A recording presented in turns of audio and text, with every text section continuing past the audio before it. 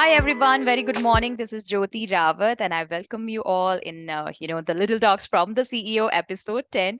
And today we are having a very great personality, Nupur Bhardwaj. She's the founder and CEO of Let's Educate the Children.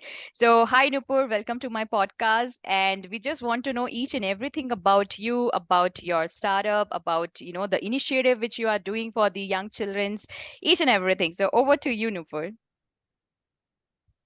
Hi, Jyoti. Thank you so much. Um, my organization, LECIN, Let's Educate Children in Need, it was started way back in 2015 when I was in college. I was pursuing BTech Computer Science from Delhi University, Ramanujan College. And in my college, I used to be a very curious child, curious student.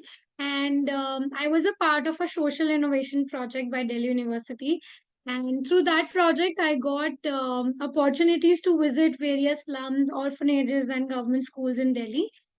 And through this project, I got to interact with a lot of young children who lives in slums and government schools.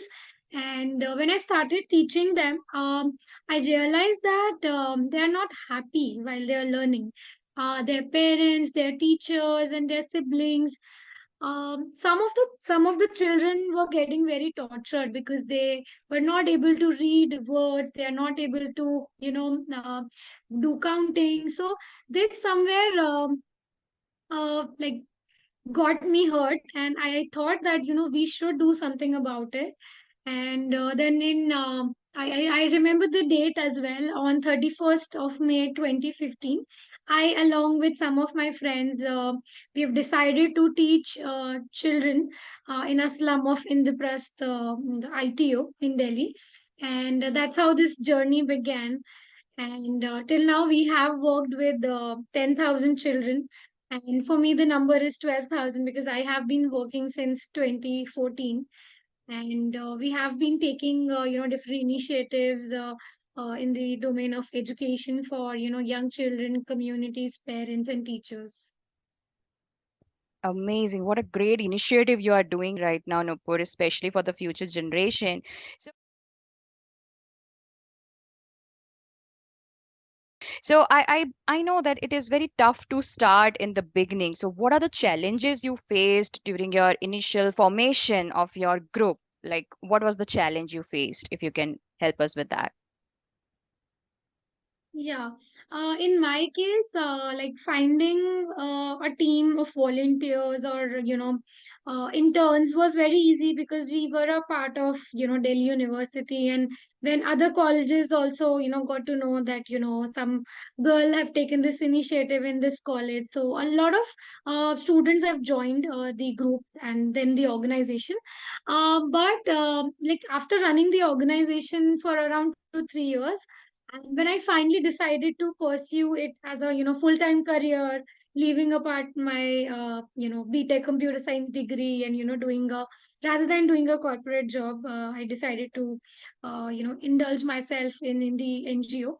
Then I realized that finding a, a group of volunteers, finding hundreds of volunteers is not a very big task, but finding the right kind of people who actually aligns with your vision and share the same kind of passion as you do is a very difficult thing to do. You have to be very consistent with your team, and keep on repeating the same vision and passion so that they can keep going, because yeah, it is very challenging actually to finding right type of people. Yeah, of course, because if you have a good team, definitely you can do more as a team. So, yeah, finding a right set of people for your group, it's very important because most of the time people they just come for 1 week or 2 week and then they just go off like, they basically lost their interest in this type of initiative, especially for, teaching a children or going somewhere outside. It's not like you're sitting in just one corporate office. You have to keep on going here and there, to get these children. I can relate that. Thanks, Nupu, for sharing that.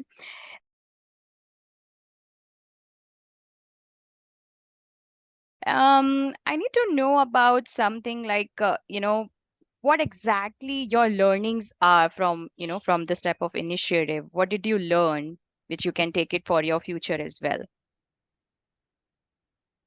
One learning I would say is you have to be very patient.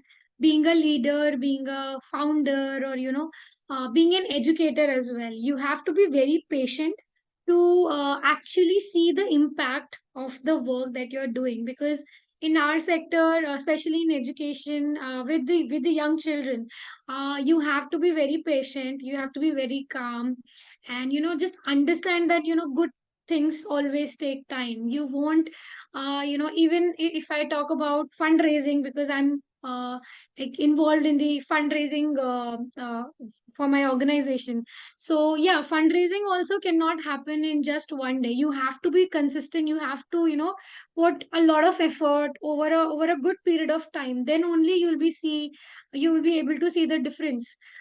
So yeah, as a young leader, I would say that my learning was to be patient, because initially when we started off, I was very impatient, and I used to cry that I we have been doing some great work, and we are getting recognized by organizations, and we are getting so much support, but the impact that I want to see, I'm not able to see that. So yeah, gradually understood that I have to be patient, and believe in the vision of our work. And second was investing in our team. So when we started, we had a team of volunteers and interns, but gradually we understood that if we want to do some real work on ground, we also need some people who can give more time to the initiative, and present uh, you know present at least 6 or 7 days, 6 or 5 days on ground. So our full-time members, we like uh, work on their capacity building, their training. So investing in your team, not just professional development, I would say, investing in their personal development is also equally important, because that is when you engage them in personal activities, doing informal discussions, then they will be able to understand your vision, and contribute more in the organization.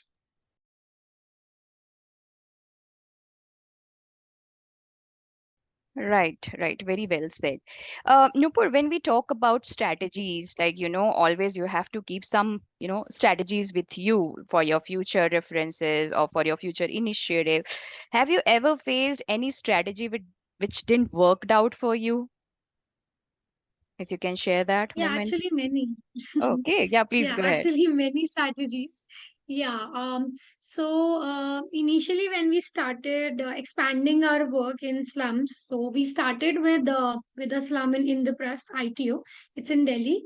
It was a very big slum, and as just as we got the volunteers, and I told you that there was a time when we got a lot of support from our teachers and other Delhi University colleges. And then we instantly thought of expanding our work, rather than going deep into what we were trying to do. We thought of we will scale up work, and we instantly scaled our work up to I guess 5 slums, or organized 5 different locations. So after some time we realized that before we expand our work, we also need to dig deeper, and think that what we actually want to do with the like do we have to do I want to be uh, do I want to showcase a good number, or I want to do some deeper work, and create a deeper impact. So I think that was one strategy that without even thinking and planning and strategic planning, we just started expanding. And then after 1 year we decided to scale down the projects. So Thank you so much for sharing that, Nupur, because I can relate that it is very tough if you thought that it's going to be a boom for this strategy, but in case if it got failed, you have to face, so much of circumstances, to feel that particular loss. So I can relate that. Thank you so much for sharing. So,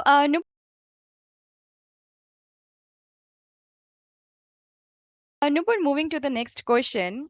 Um, what exactly you do to get all these leads? Like, do you also contact CSRs, like corporate social responsibility, or you are in touch with the government schools, or you're planning to expand as well? Like, how you are getting all these leads about this information?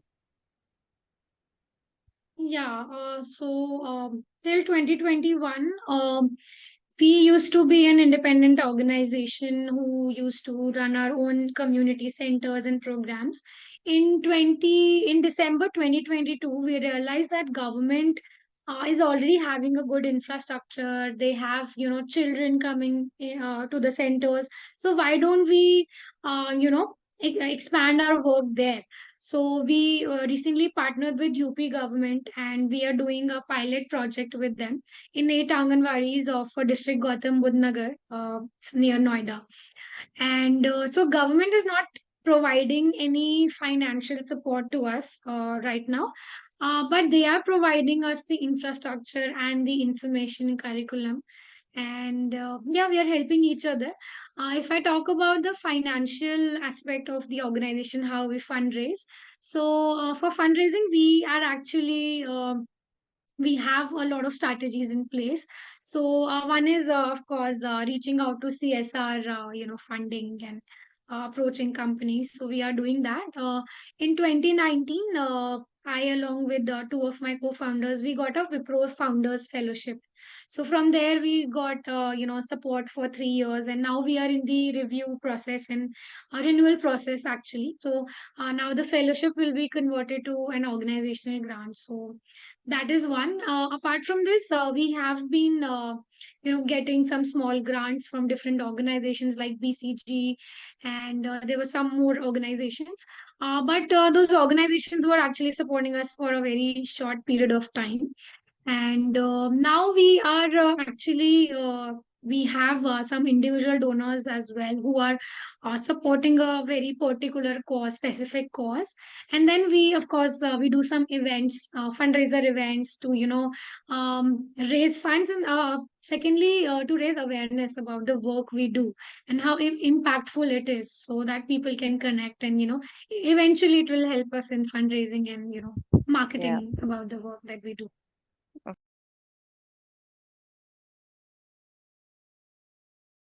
Of course, of course. So in continuation with the same like fundraising and all, I just wanted to know about your future plans or events, or what are you going to do for the next quarter, because we are, hardly having 6 or 7 months left to close this year 2023. So what are your initiative if you want to share with us? Yeah. So recently, in one of our Anganwadis where we are doing pilot, we have physically transformed an Anganwadi. We have beautifully painted and decorated an Anganwadi. So we plan to transform such more Anganwadis next 6 months. Of course, if we get the support from individuals or corporates. Apart from this, we have two events scheduled in September and October. So one is a human library event where we are inviting people to share their life stories, or stories of resilience, stories of facing their challenges and overcoming. So yeah, this event is on 16th of September in Bangalore. And I'm also associated with India's first healthy baking community, a wonderful mom bakers community. So through them, we are also organizing a bake sale event where 16 bakers from OMBC will be, baking healthy goodies, tasty, yummy, cupcakes, pizza slices, and all of these are very healthy. So we will be selling off these items on the same day. And if anyone is interested, you are invited to join us for the event. And for a second event, this is actually in October during the Anotsav. We are organizing a fundraising festival. By festival, I really mean festival. We'll be doing a lot of activities, public outreach, workshops, and involving a lot of volunteers, interns, and our team members, young children. And we'll be fundraising for our program NEEV, which aims to transform the Anganwadis for young children. Neve, is that the Hindi word you're talking about, the foundation? Neve, or you have something else? Yeah, so Neve is our dream project. Mm-hmm. Neve is our flagship project, and we are working with UP government on this, and we aim to transform at least 50 Anganwadis in next 3 years, and we also plan to extensively work on capacity building of Anganwadi workers and helpers in next 3 years.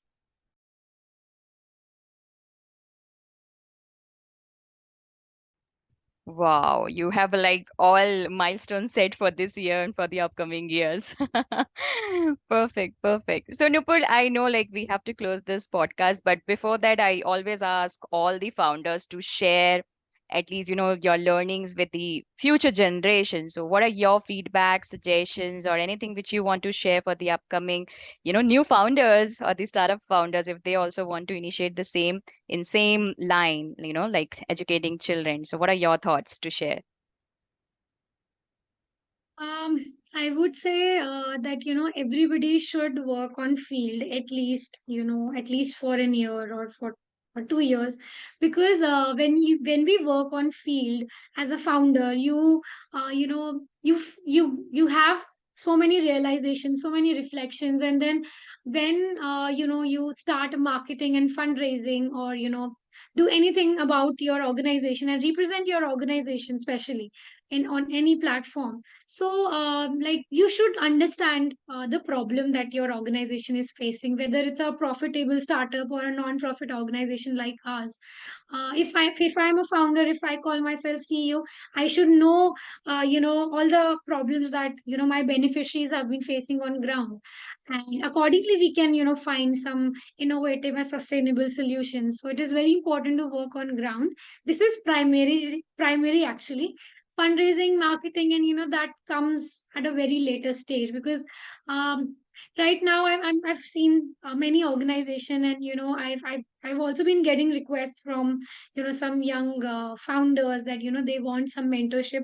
And I always suggest, get first you should do some groundwork, understand the problem that you're trying to solve, and then we can move on to strategic planning and fundraising and marketing.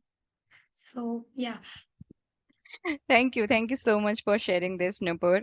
And yeah, I'm so glad that, you came to this podcast and giving your time. I know your time is very precious because of all this initiative. So thank you so much for connecting today, Nupur. And you have a great future ahead. I'm wishing you all the best for whatever you wanted to do. I can help you whatever phase if I'm able to, because as a trainer, definitely I just love to train people, giving the physical activity as well as, the educational thing. I'm always there. Whatever you need support from my side, I'm totally there for you, Nupur. Thank you so much, Jyoti. Thank you for having me. Thank you so much. Have a great day. Bye bye. Take care. You too. Bye.